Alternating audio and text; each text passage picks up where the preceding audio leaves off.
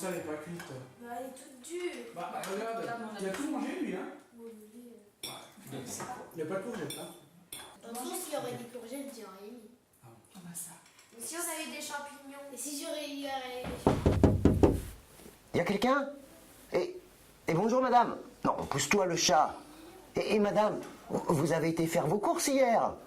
Vous avez acheté de la viande, des boissons, des pâtes, des yaourts et cerise sur le gâteau, de la glace.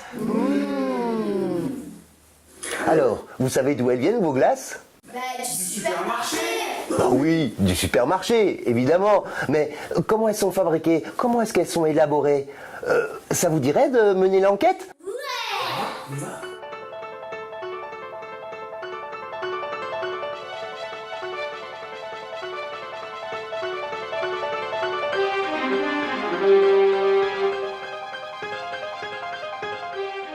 Alors, allons-y.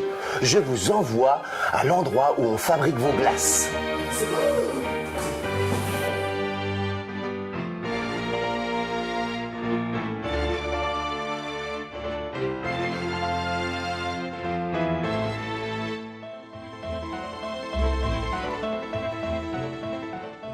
Bon, bah bonjour, bienvenue chez Erhardt. Bon, on vous a équipé parce qu'on va rentrer dans des zones de production. Voilà, on vous équipe pour éviter de contaminer les produits avec nos vêtements de ville. Donc on va du coup aller vers la production.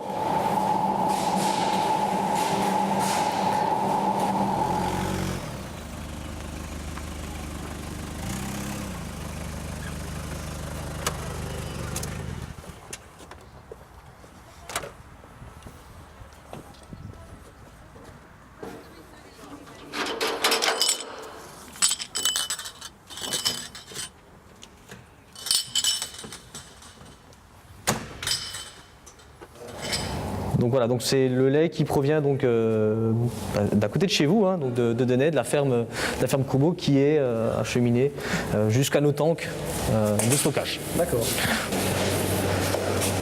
Voilà, du stockage de matières premières en ambiant, on va dire comme à la maison.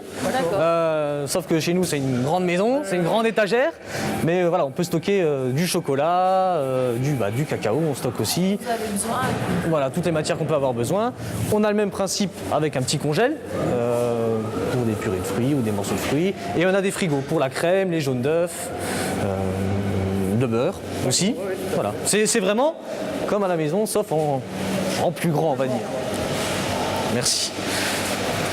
Après, on a ce qu'on appelle la laiterie, donc où on va avoir les deux tanks à lait, où le lait qu'on vient de réceptionner arrive. Il arrive le tuyau qui traverse là. Tu vois les tuyaux, vous voyez de l'autre côté, il passe au-dessus. Le tuyau il arrive.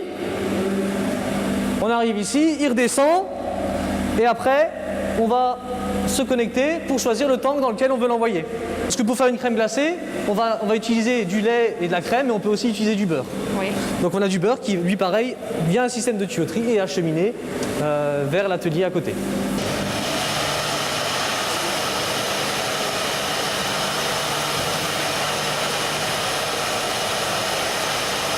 Donc la première étape, on va dire, de fabrication de la crème glacée, c'est ici. C'est l'étape de ce qu'on appelle nous la pasteurisation.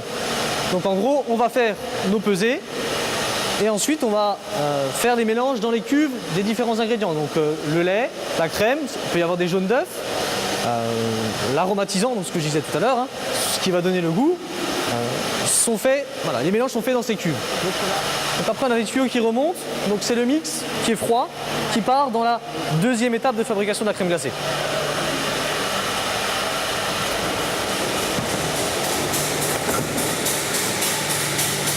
Donc la deuxième étape, c'est l'étape qu'on appelle l'étape de maturation. Donc la maturation, elle va nous permettre d'obtenir une texture de mix qui va nous permettre justement de travailler le produit facilement. Plus on va maturer, et plus ce sera facile d'avoir une glace onctueuse et dans laquelle on va mettre de l'air bien réparti et qu'on va bien refroidir. Donc là, c'est un sorbet myrtille. Donc on est sous agitation constante parce que comme pour les fondoirs, c'est des parois qui sont refroidies. Donc pour que la surface soit uniformément refroidie, on agite en permanence.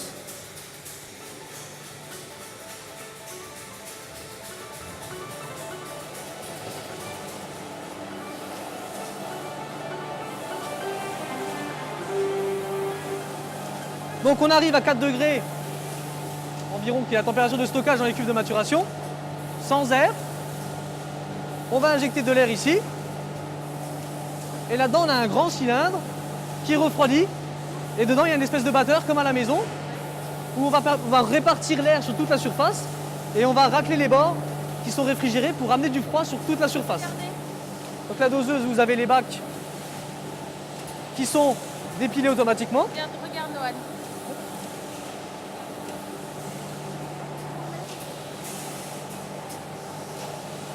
Et après, on les ferme. Donc on presse le couvercle, après on éjecte de la machine. Ah oui, ils peuvent, hein. Ils peuvent. Ensuite, on va faire le marquage de ce qu'on appelle la délio, la date de consommation et du numéro de l'eau. Et après, on va au tunnel de surgélation. Donc on est rentré à 4 degrés dans le freezer, on est sorti à -5, -7, et après on va rester là-dedans 1h30 pour ressortir derrière à -18. Donc, l'atelier emballage. Donc là, pour l'instant, il n'y a rien qui sort de ce côté-là parce que ça doit être entre un changement de produit dans la journée là-bas. Mais par contre, on a les pots qui sortent.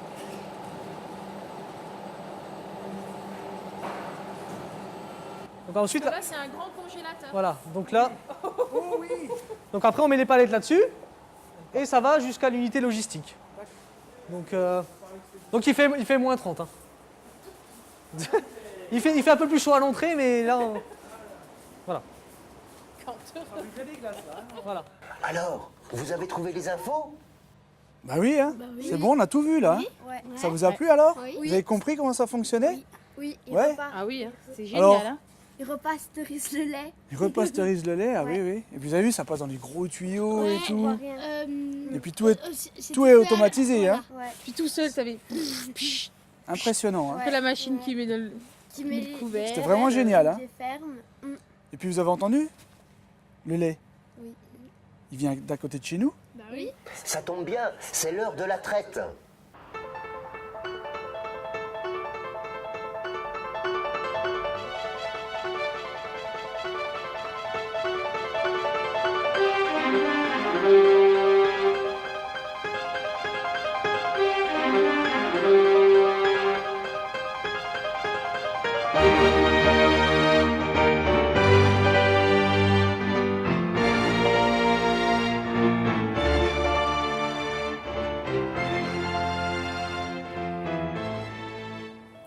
Effectivement, c'est bien ici qu'on produit le lait entier pour les glaces Erhardt.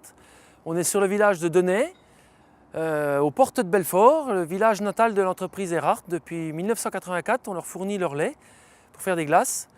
Et je vais vous montrer d'où vient le lait, comment on le produit, comment on le prépare avant de le livrer pour aller chez Erhardt. Suivez-moi.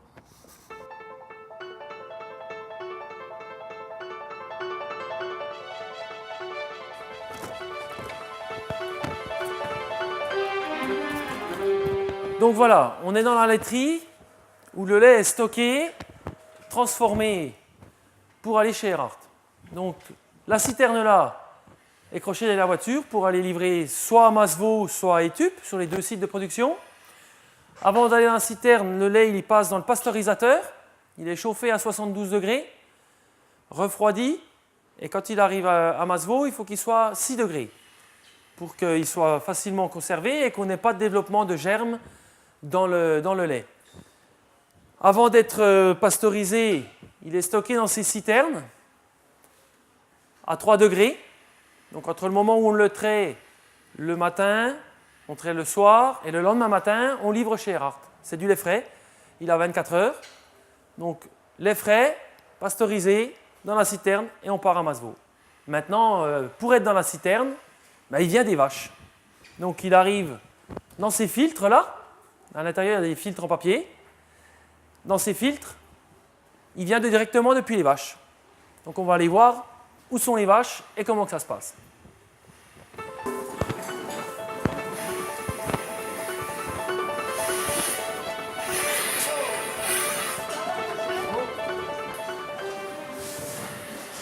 Donc les vaches arrivent dans la salle de traite. Elles rentrent, chacune leur tour à leur place. elles sont identifiées. On sait qui c'est qui rentre. Celle-là a eu un... Donc là, il y a le numéro. Celle-là, c'est la 4398. Si elle a eu un traitement antibiotique, qu'elle est malade, d'office, l'ordinateur nous le dit. Et on ne peut pas traire une vache qui a eu des médicaments dans le tank pour le lait, pour faire des glaces ou pour faire autre chose. On le traite dans un pot à part pour éviter qu'il aille pour la consommation humaine. Donc on lave les vaches, on lave les trayons. Une fois qu'elle est bien propre, on tire les premiers jets de lait pour voir si le lait est bon, est de bonne qualité, qu'on n'a pas un problème de mamie. Et s'il n'y a pas de problème, on branche le faisceau trailer.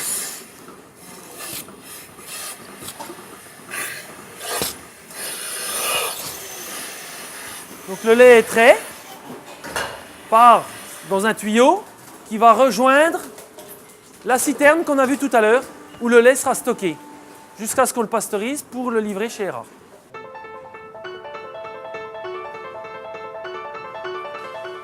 Donc les vaches, elles sont dans le bâtiment, elles dorment tranquilles, elles mangent à volonté. Et ça, c'est pour les mois d'hiver, ou le printemps, quand le temps est mauvais. Quand il fait bon, mais pas trop chaud, elles sont dehors. Elles sortent par ce chemin, elles vont profiter du grand air dehors, de l'herbe.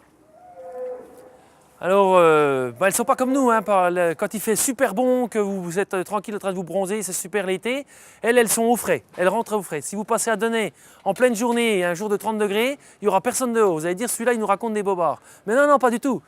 Il fait trop chaud, donc elles sont à l'ombre. Par contre, vous passez le soir à partir de 9 h, tout le monde est dehors en train de profiter de la fraîcheur et de dormir tranquille.